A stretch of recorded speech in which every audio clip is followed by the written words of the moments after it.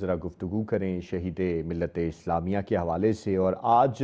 شہید ملت اسلامیہ کے سفر آخر کی ایک مرکزی تقریب ہے، اور جس میں صرف اور صرف عالم اسلام نہیں بلکہ دنیا بھر کے راہبر جو ہیں، دنیا بھر کے جو نظام چلانے والے لوگ ہیں، وہ آج راہبر ملت اسلامیہ اور جانشین خمینی کو جو ہے عقیدت نذرانے عقیدت پیش کر رہے ہیں۔ اور تہران میں امام خمینی سینٹر میں شہید انقلاب کا جسد خاکی موجود ہے، جو کہ بذات خود جانشین خمینی ہیں، اور ساری دنیا انہیں آج اس وقت سلام پیش کر رہی ہے۔ تو اسی کے اوپر گفتگو کریں گے۔ تو جناب عارف حسین کاظمی صاحب ہمارے ساتھ موجود ہیں۔ بہت شکریہ عارف کاظمی صاحب وقت دینے کے لیے۔ سر فرمائیے گا، اس پورے واقعے کو اگر دیکھا جائے اور اس پورے واقعے کا مشاہدہ کیا جائے تو اپنی نوعیت کا یہ انوکھا اور واحد واقعہ ہے، اور پھر اس واقعے کے میں اگر ہم بات کریں آج کے دن کی بات کریں،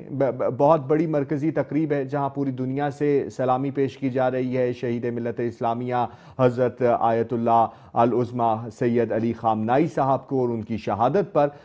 میرا آپ سے سوال یہ ہے کہ اگر ہم آج کی تقریب سے تھوڑا سا پہلے کا سفر کر کے وقت شہادت پر جائیں تو اس شہادت نے پوری دنیا پر کیا اثرات ڈالے ہیں، اور بالخصوص دنیا کی سیاست کی بات کی جائے، مذہبی معاملات کی بات کی جائے، اور پھر اس کے بعد مسلم امہ کے اتحاد کی بات کی جائے، تو کیا اثرات اس کے دیکھتے ہیں آپ؟ بہت شکریہ احسن، آپ نے گفتگو کا موقع دیا۔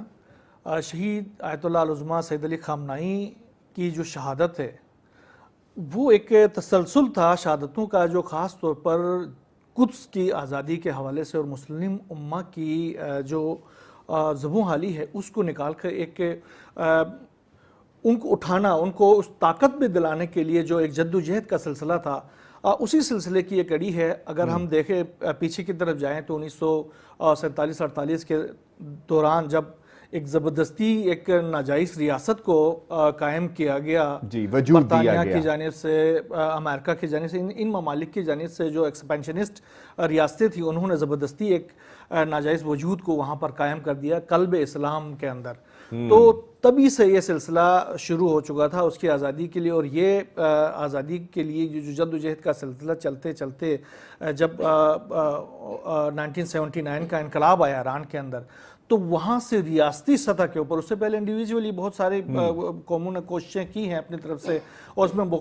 بعض اوقات مختلف مقاصد بھی آتے رہے ہیں، لیکن حقیقی بنیادوں پر قدس کی آزادی کے، فلسطین کی آزادی کے لیے جو جد و جہد کا آغاز ہو گیا وہ 1979 کے انقلاب کے بعد شروع ہو گیا تھا۔ آیت اللہ سید علی خامنائی کا وہ بیان یاد ہے آپ کو کہ جب انہوں نے کہا تھا کہ اگر سارے دنیا کے مسلمان اکٹھے ہو جائے اور ایک بالٹی بھی پانی اگر وہ بہا دیں تو اسرائیل اسی کے اندر بھی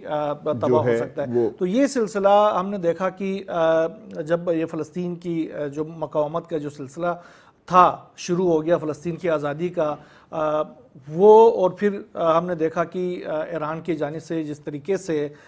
7 اکتوبر 2007 سے جو سلسلہ 2025 سے جو سلسلہ 24 سے یہ سلسلہ شروع ہو گیا تھا 7 اکتوبر سے، تو اس میں تمام تر جو قربانیوں کا سلسلہ ہے وہ دیکھیں تو انہی مقاومتی تنظیموں کے جوانوں کی، انہی مقاومتی تنظیموں کے رہنماؤں کی، اعلیٰ قیادت کی قربانیاں تھیں، جو کہ ایران کی جانب سے جن کو منظم کیا گیا پورے خطے کے اندر، خاص طور پر ان جو جارح قوتوں سے آزادی دلانے کے لیے۔ تو اسی راہ میں ہی آیت اللہ سید علی خامنائی کی شہادت بھی ہے۔ اس سے پہلے ہم نے دیکھا شہید حسن نصر اللہ کی شہادت ہے، اس سے پہلے ہم نے دیکھا کہ اسماعیل ہنیہ کی شہادت ہے۔ یہ ساری شہادتیں یکے بعد دیگر ہیں جو شہادتیں ہوئی، اس نے دنیا کے اندر ایک بہت بڑا انقلاب اس وقت قائم کیا ہوا۔ دنیا کی جو سیاست میں جو طاقت کا جو محور ہوتا تھا، جو طاقت کا جو توازن ہوتا تھا، وہ باقاعدہ طور پر تبدیل ہو گئی۔ یعنی نیو ورلڈ آرڈر کی اگر ہم بات کریں تو وہ نیو ورلڈ آرڈر جو امریکن جو ورلڈ آرڈر تھا وہ تبدیل ہو گیا ہے، یعنی ایران نے ایک نیو ورلڈ آرڈر لکھ دیا ہے۔ آپ نے مقاومتی عمل کی بات کی اور اتنی شہادتوں کی بات کی، تو مجھے شہید ملت اسلامیہ آیت اللہ خامنائی صاحب کا وہ جملہ یاد آ گیا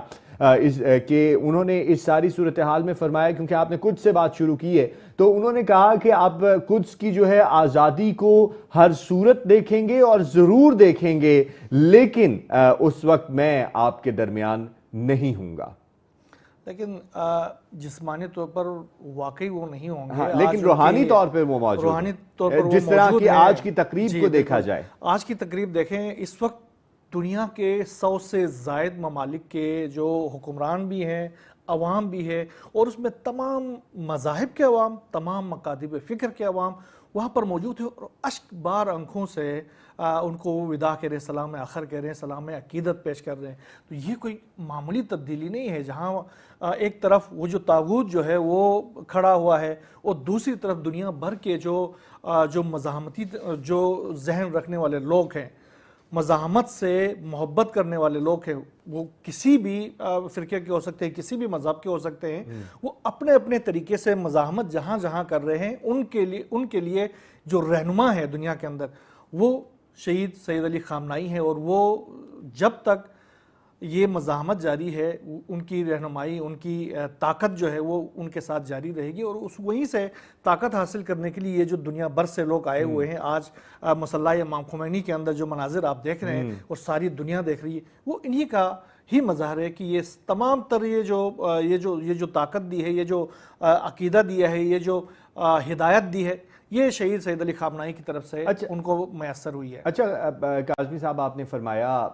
نیو ورلڈ آرڈر کے حوالے سے بھی آپ نے فرمایا، یقینی طور پر دنیا میں اب نئی صف بندیاں ہو رہی ہیں اس امریکہ ایران جنگ کے بعد اور ان تمام شہادتوں کے بعد بھی. ابھی کی اگر ہم اس جو ابھی کی صورتحال ہے، یعنی کہ تدفین تک کے جو معاملات ہیں آیت اللہ خامنائی صاحب کے، اگر اس معاملے کو دیکھیں تو جس طریقے سے ایران نے متنبع کیا ہے امریکہ اور اسرائیل کو بھی کہ اگر انہوں نے کوئی بھی اس معاملے کو خراب کرنے کی یا ہمارے ان تمام جو رسومات ادا کی جا رہی ہیں اور یہ جو پلیٹ فارم رکھا گیا ہے اس کو خراب کرنے کی کوشش کی، تو اس کا بالکل سخت اور شدت سے جواب دیا جائے گا. تو آپ کو کیا لگتا ہے کہ ایران کے خلاف اسرائیل جو ہے